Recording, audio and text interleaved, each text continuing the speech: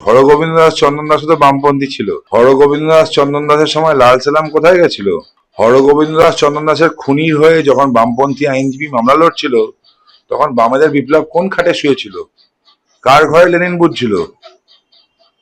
জিজ্ঞেস করার অধিকার সম্পূর্ণ আছে। এদের নাটক, এরা পুরো ড্রামার উপর চলে দলটা। তদন্ত হওয়া প্রয়োজন। যে কোনো মৃত্যুই দুর্ভাগ্যজনক।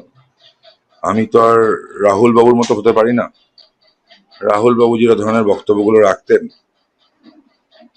মানে রামনবমীর মানে মন্দির জাজমেন্টের পর যে বক্তব্য রেখেছেন, বিভিন্ন পডকাস্টে গিয়ে দেশের প্রধানমন্ত্রী, স্বরাষ্ট্রমন্ত্রী প্রভু রামকে নিয়ে যে বক্তব্যগুলো রেখেছেন, সেরকম বক্তব্য তো আমি রাখতে পারি না। তো রাহুল বাবু মারা গেছেন, মারা যাওয়ার পর তাকে মানুষই মনে হয় আমার। মীনাক্ষী মুখার্জির বিপ্লব আপনিও জানেন, আমিও জানি। মীনাক্ষী মুখার্জি কি বলেন উনি নিজেও বুঝতে পারেন না, সুতরাং সে নিয়ে আমার বিশেষ করে মন্তব্য নেই। একবার নন্দীগ্রাম, একবার ওখান, পুরো রাজ্য ঘুরে বেড়ান তিনি ভোটের জন্য। তিনি কোথাকার? তার এলাকায় তার জায়গা নেই কেন? প্রশ্ন হবে।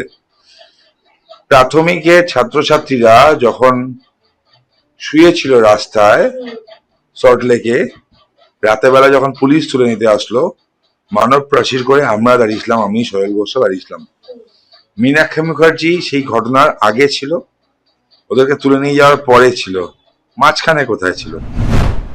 মা বিজেপির পক্ষ থেকে অর্থাৎ আপনাদের দলেরই প্রার্থী হয়েছে পানিহাটি থেকে। অন্যদিকে বামপন্থী যারা ভোটে দাঁড়িয়েছেন, যারা ভোটে দাঁড়াননি, তারা বারংবার একটি কথা বলছেন যে রাজনীতিতে এসছেন ভালো, রাজনীতি করুন, কিন্তু যারা আন্দোলন করেছিল, যারা রাত দখল করেছিল, যারা গাড়ি আটকেছিল, তাদের দয়া করে অপমান করবে। কারা গাড়ি আটকেছিল? সজল ঘোষ, কৌস্তব বাগচি, আর হচ্ছে আমাদের অগ্নিমিত্রা পল, এরা গাড়ি আটকেছিল। রাত দখল না, রিক্লেম দ্য নাইটস, খুব ভালো জিনিস, দারুণ প্রোগ্রাম ছিল, মানুষ স্বতঃস্ফূর্তভাবে যোগ দিয়েছিল। ওটা সিভিতে কারা যোগ করলো? রাত দখলের আহ্বায়ক তার সিভিতে যুক্ত হলো কারা? কি জন্য? আচ্ছা, বামপন্থীদের কিছু বলা যাবে না, তাই না? আমি তো অভয়ের আইনজীবীকে, পরবর্তীকালে আইনজীবীকে প্রশ্ন করেছিলাম যে কতগুলো স্টেপ ছিল আপনারা নেননি, কেন নেননি? মিসগাইড করা হয়েছিল কি? তিনি পরিষ্কার বলেছিলেন, হ্যাঁ মিসগাইড করা হয়েছিল। তো কেন করা হয়েছিল, উত্তরটা কি বামপন্থীরা দেবে? আমি চাই না কোনো আইনজীবীর নাম নিয়ে বলতে, তখন কি আইনজীবী ছিল জানি আমি, পশ্চিমবঙ্গের প্রত্যেকটা মানুষ জানে।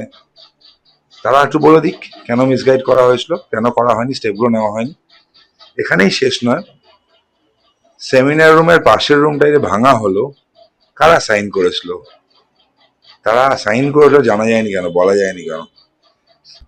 মানুষ নাই বুঝতে পারে, রাতের বেলা যখন ওখানে মানে আমাদের পিএম হলো, পোস্টমর্টম হলো, ওই সময় পোস্টমর্টমের ক্ষেত্রে কতগুলো নিয়ম আছে, ডাক্তাররা তো জানে, তো ফরেন্সিক মেডিসিন পড়তে হয়, ফরেন্সিক লও পড়তে হয়, তারা কেন আটকালো না?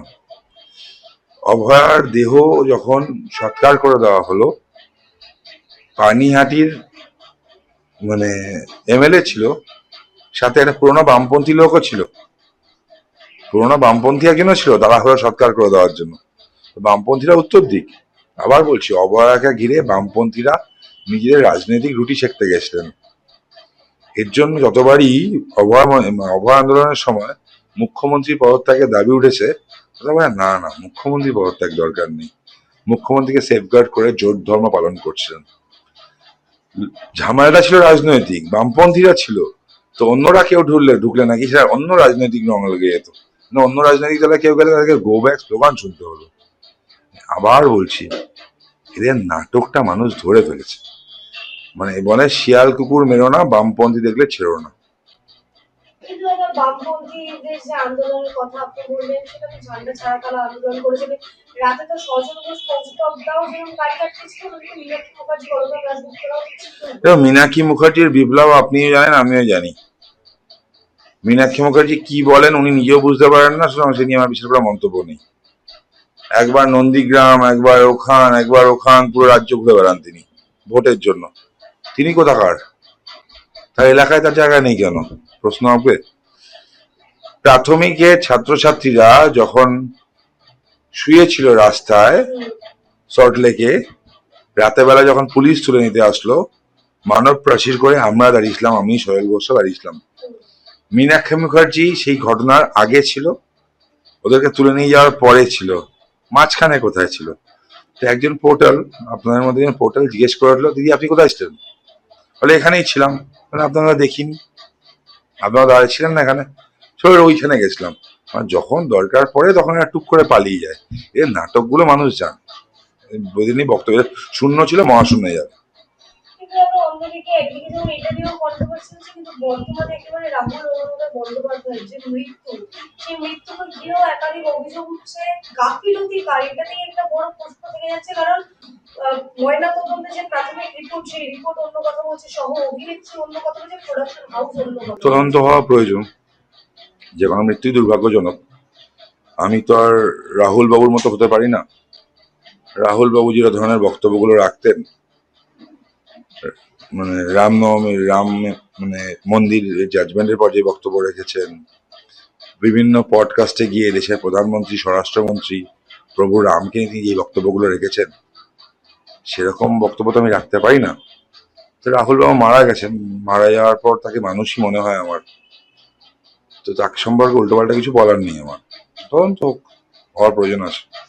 তার যখন শেষ মৃত্যু হচ্ছে, শ্মশানের উদ্দেশ্যে যখন যাওয়া হচ্ছে, শ্মশানে যাওয়া হয়েছে তাকে নিয়ে?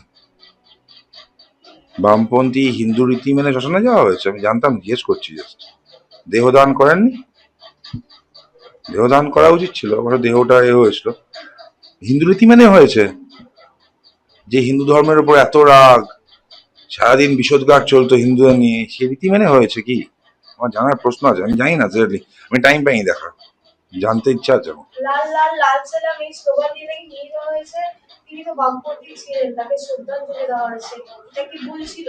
কারণ বিভিন্ন মিডিয়ায় তিনি কটাক্ষ করছে ইতিমধ্যে। কিছু জিনিস চলে না, কিছু জিনিস চলে না। কে, আচ্ছা, হরগোবিন্দ দাস চন্দন দাস তো বামপন্থী ছিল। হরগোবিন্দ দাস চন্দন দাসের সময় লাল সালাম কোথায় গেছিল? হরগোবিন্দ দাস চন্দন দাসের খুনির হয়ে যখন বামপন্থী আইনজীবী মামলা লড়ছিল, তখন বামেদের বিপ্লব কোন খাটে শুয়েছিল? কার ঘরে লেনিন বুঝছিল? জিজ্ঞেস করার অধিকার সম্পূর্ণ আছে। এদের নাটক, এরা পুরো ড্রামার উপর চলে দলটা। সেই লাল লাল লাল স্লোগানটা ড্রামা ছিল। লালের সামটাইম আমি লকে শুনি, আর থেকে বেশি কিছু বলবো না। দাদা একেবারে শেষ প্রশ্ন, কালকে যখন একেবারে অমিত শাহজি এসেছিলেন, রোড শো করছিল, শুভেন্দু অধিকারী সহ আরো দুজনের যে মনোনয়ন পত্র জমা দেওয়া, সেখানে কালীঘাটের মুখেই একেবারে তৃণমূলের পক্ষ থেকে অকথ্য ভাষায় গালিগালাজ করা হয়, জুতো দেখানো হয়। এটাই কি বাংলার চিত্র? এটা মমতা বন্দ্যোপাধ্যায়ের কালচার, বাংলার চিত্র এটা নয়। মধ্যবিত্ত বাঙালি সুশীল সমাজের চিত্র এটা নয়, বাঙালি ভদ্রলোকের চিত্র এটা নয়, এটা মুখ্যমন্ত্রীর চিত্র। ওটা কালীঘাটের খালি কালী মন্দিরের জন্য বিখ্যাত নয়, একটা বিশেষ গলিও আছে। মমতা বন্দ্যোপাধ্যায় জানেন সেই গলি সম্পর্কে। সেই গলির থেকে যারা আসে তাদের কালচার এটা, তাদেরকে নিয়ে মন্তব্য নেই।